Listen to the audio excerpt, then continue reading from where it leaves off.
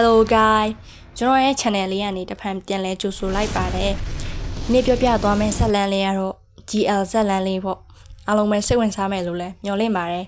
။ဒီဇာတ်လမ်းလေးမစတင်ခင်မှာကျွန်တော်ရဲ့ channel လေးကို like and subscribe လေးလုပ်သွားပေးဖို့မမေ့နဲ့နော်။ဇာတ်လမ်းလေးကိုကြိုက်တယ်ဆိုရင်လည်း comment မှာရေးသွားလို့ရပါတယ်။ကဲဒါဆိုရင်ကျွန်တော်တို့ဇာတ်လမ်းလေးစလိုက်အောင်။ဟန်နာဆိုတဲ့ကောင်မလေးတယောက်ကချမ်းသာဟာပြီးမိဘရဲ့အလိုလိုက်ခြင်းခံထားရတဲ့တထေးသမီးလေးတယောက်ပေါ့ဟန်နာကိုကြည့်လိုက်ရင်တော့တောက်ပပြီးယုံကြည်မှုအပြည့်ရှိတဲ့ပုံပေါ်မဲ့သူ့ရဲ့စိတ်ထဲမှာတော့တယောက်တည်းအထီးကျန်နေရလို့ခံစားနေရတယ်တစ်ဖက်မှာကျက်စင်ဆိုတဲ့ကောင်မလေးကငငယ်လေးကလေးကသူ့မိခင်ကိုရှာဖွေကျွေးမွေးနေရတယ်ဘာလို့လဲဆိုတော့အဖေဖြစ်သူကကျမရေးချူချပြီးဆုံးသွားတော့အမေဖြစ်သူနဲ့ပဲနေရတာပေါ့ဆင်းရဲပေမဲ့စာတော်ရဲ့မိန်းကလေးတယောက်ဖြစ်တယ်ဘွားရဲ့ခက်ခဲကြမ်းတမ်းမှုတွေကြောင့်ရင်းကျက်ပြီးပုံစံကိုကြည့်လိုက်တော့ယောက်ျားလေးနည်းနည်းဆန်တာပေါ့ဒါမဲ့သူရဲ့စိတ်ထဲမှာတော့နူးညံ့သိမ်မွေးနေတဲ့တခြားသူတွေလိုမိသားစုဆုံဆုံလင်းလင်းနဲ့နေထိုင်ချင်တာပေါ့ကဲဒါဆိုရင်ခန်းတစ်လေးစားလိုက်အောင်အခန်းတစ်ကတော့ပထမဆုံးတွေ့ဆုံခြင်းရဲ့မိဘွားနေအောင်ချီနွေးနွေးလေးကပရင်းပေါင်းနေဖြတ်တန်းပြီးခမ်းမကျဲကြီးတစ်ခုကိုရောက်လာတယ်ကြက်မြေမှာတော့ပြောင်လဲနေတယ်ကျောင်းရဲ့နေရန်နေမှာတော့တမိုင်းဝင်ပုံကိုယ်ရဲ့ပုံတူတွေပကြီးကားတွေကိုချိတ်ဆွဲထားတယ်ဒီလိုခန်းစားတဲ့ပတ်ဝန်းကျင်မှာဟန်နာကသူ့ရဲ့ငယ်ချင်းတွေနဲ့ရီမောပျော်ရွှင်စွာစကားပြောနေတယ်။ငွေရောင်လက်ဝတ်ရတနာလေးတွေနဲ့တောက်ပနေတဲ့သူမရဲ့အပြုံးကတော့ကျောင်းရီတစ်ခုလုံးလင်းလက်သွားစေတယ်။သူဟာကျောင်းမှာနာမည်ကြီးပြီးချမ်းသာတဲ့မိသားစုကဆင်းသက်လာတဲ့တထေးသမီးလေးတယောက်ပေါ့။သူ့ဘဝမှာသူလိုချင်တဲ့အရာမှန်တမျှအလွယ်တကူနဲ့ရတယ်။အဲ့လိုရတဲ့အတွက်သူ့ရဲ့မျက်လုံးတွေထဲမှာတော့ကလေးဆန်နဲ့ပေါ့ပါမှုနဲ့အတဆန်မှုတွေတောက်ပမှုတွေရောရှက်နေတယ်အဲ့ဒီချိန်မှာကျောင်းရဲ့တကားဝမှာပုံမှန်မဟုတ်တဲ့လှုပ်ရှားမှုတစ်ခုဖြစ်ပေါ်လာတယ်လူများရဲ့စူးစမ်းလိုတဲ့မျက်လုံးတွေဟာအဲ့တကားဝစီကိုပဲစုပြုံနေတယ်အားလုံးရဲ့အာယုံကိုဖန်ဆားလိုက်တဲ့ပုံရိပ်တစ်ခုကတော့ခက်တူတူညက်ထားတဲ့စပင်နေယောက်ျားဆန်ဆန်ဝစ်စားထားတဲ့ကျဲစင်ဖြစ်ပါတယ်သူ့ရဲ့မျက်ဝန်းတွေထဲမှာတော့နှွမ်းနယ်မှုနဲ့ခိုင်မာတဲ့စိတ်ဓာတ်တွေရောရှက်နေပြီးသူ့အသက်အရွယ်နဲ့မလိုက်အောင်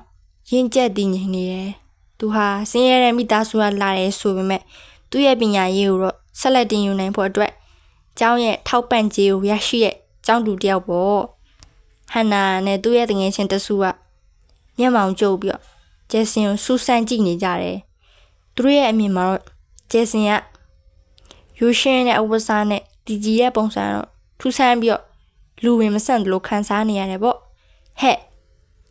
ဟိုမှာကြည့်စမ်း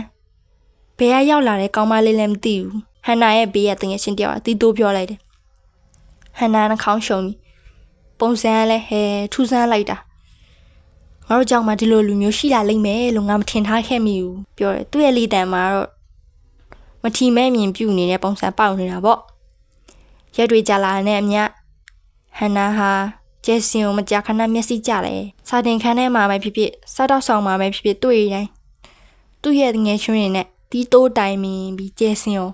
စားနောက်လောင်ပြောင်းလေးရှိတယ်ကျဲစင်ရဲ့ရိုးသားမှုကြိုးစားမှုနဲ့ဆင်းရဲပင်မဲ့မာနကြီးရဲ့ပုံစံတွေကိုသူကမနှစ်သက်ဘူးသူ့ရဲ့ချမ်းသာကြွယ်ဝမှုနဲ့လူများရဲ့အာရုံစိုက်မှုကိုခံယူနေကြဖြစ်တဲ့ဟန်နာအတွက်ကျဲစင်ရဲ့ဒီတက်နေထိုင်မှုကစိတ်နှောက်ယှက်ဖြစ်စေခဲ့တယ်ဒီနေ့မှာတော့စာတင်ချိန်တစ်ခုရဲ့အပြီးမှာဟန်နာဟာတမင်တက်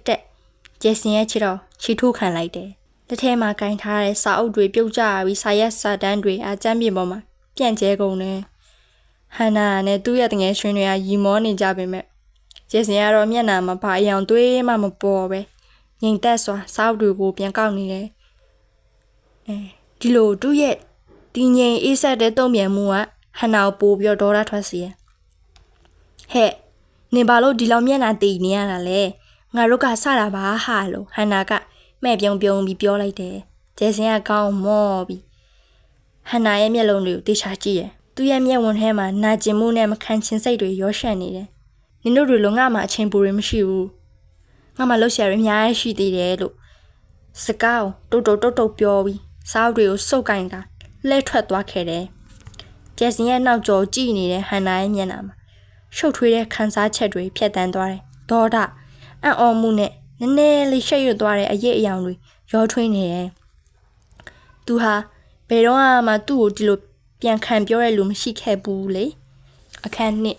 မမျော်လင့်တော့အမှန်တရားနဲ့စတင်ပြောင်းလဲလာတော့နှလုံးသားဒီလိုနဲ့ရက်တွေတဖြည်းဖြည်းကုံဆုံးသွားပြီမဲ့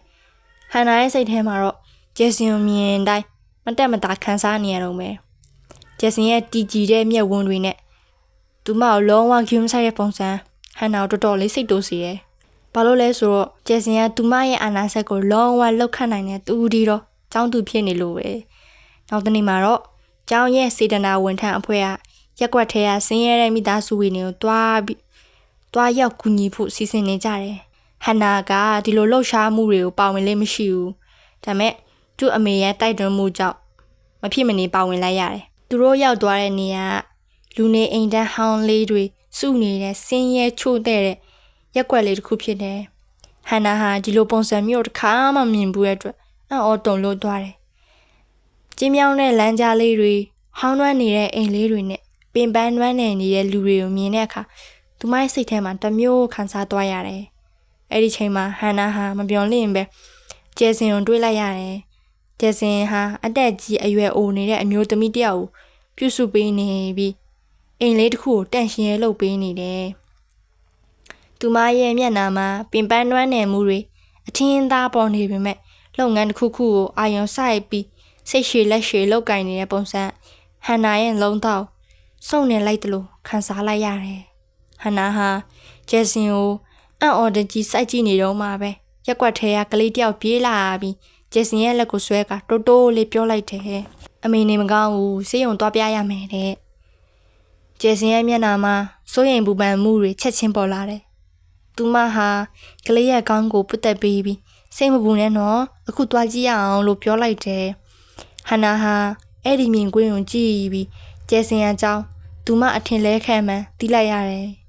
သူမထင်ထားလို့ကျဲစင်ရမာနကြီးပြီးခတ်ထန်တဲ့မိန်းကလေးတယောက်မဟုတ်ဘူးပဲတကယ်တော့သူမဟာမိသားစုအတွက်အားထားရတဲ့သမီးကောင်းတယောက်ပဲသူတစ်ပါးကိုကူညီတဲ့စိတ်ကောင်းနှလုံးကောင်းရှိတဲ့မိန်းကလေးတယောက်ဖြစ်နေတာကိုဟန်နာတီးလိုက်ရတယ်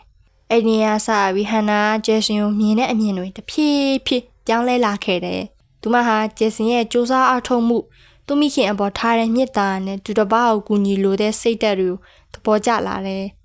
သူမမသိလိုက်ခင်မှာပဲသူမရဲ့စိတ်ထဲမှာကျဲစင်အပေါ်နှွေးထွေးတဲ့ခံစားချက်တစ်ခုစတင်လောက်ခက်လာခဲ့တာပေါ့အရင်ကမုန်းကြီးခဲ့တဲ့နေရာမှာအခုတော့စူးစမ်းလိုတဲ့စိတ်နဲ့နားလည်လိုတဲ့စိတ်တွေဝင်လာတယ်ဟန်နာဟာကျဲစင်နဲ့စကားပြောဖို့အခွင့်အရေးတွေရှာဖွေလာတယ်စာတင်ခန်းထဲမှာပဲဖြစ်ဖြစ်စင်းကြံလမ်းမှာပဲဖြစ်ဖြစ်ကြုံတိုင်းသူမကစကားဆပြောဖို့ကြိုးစားတယ်အစပိုင်းမှာတော့ကျဲစင်ကသူမကိုအီဆက်ဆက်နဲ့တုံ့ပြန်ပြီးမဲ့ဟန်နာရဲ့စိတ်ရင်းမှန်ကိုတိလာရတဲ့အခါတဖြည်းဖြည်းပို့ပြီးပွင့်လင်းလာတယ်သူတို့နဲ့စကားပြောရင်းနဲ့ဟန်နာဟာကျဲစင်ရဲ့ငယ်ဘဝအကြောင်းသူ့ဖေဆုံးသွားပြီးရဲ့နောက်မှာမိခင်နဲ့ဘယ်လိုခက်ခဲတဲ့ဘဝကိုဖျက်ဆီးခဲ့ရတယ်ဆိုတဲ့အကြောင်းတွေသိခွင့်ရလိုက်တယ်ငယ်ငယ်ရွယ်လေးနဲ့အချိန်ပိုင်းအလုပ်လုပ်ပြီးမိခင်ကိုရှာဖွေကျွေးမွေးခဲ့ရတဲ့ဂျေဆင်ရဲ့ဘဝဟာဟန်နာရဲ့ချမ်းသာကြွယ်ဝတဲ့ဘဝနဲ့လုံးဝဆန့်ကျင်ဖက်ပဲဂျေဆင်ရဲ့ဘဝအကြောင်းကိုတီးရလေးဟန်နာဟာသူမရဲ့အရင်ကအပြုတ်မှုတွေအတွက်အယံအောင်နောင်တရလေးပဲသူမဟာဂျေဆင်ကိုအထင်သေးခဲ့တဲ့အတွက်လောင်ပြောင်ခဲ့တဲ့အတွက်ရောအလွန်ပဲရှက်ရွံ့နေခဲ့တယ်သူမဟာဂျေဆင်ကိုတောင်းပန်ခြင်းပြီးဘယ်လိုစပြောရမှန်းမသိခဲ့ဘူးဇလန်လေးကိုအဆုံးထိကြည့်ပေးရတဲ့အတွက်အားလုံးကိုလည်းကျေးဇူးထူးတင်ရှိပါတယ်ဒီဇလန်လေးကတော့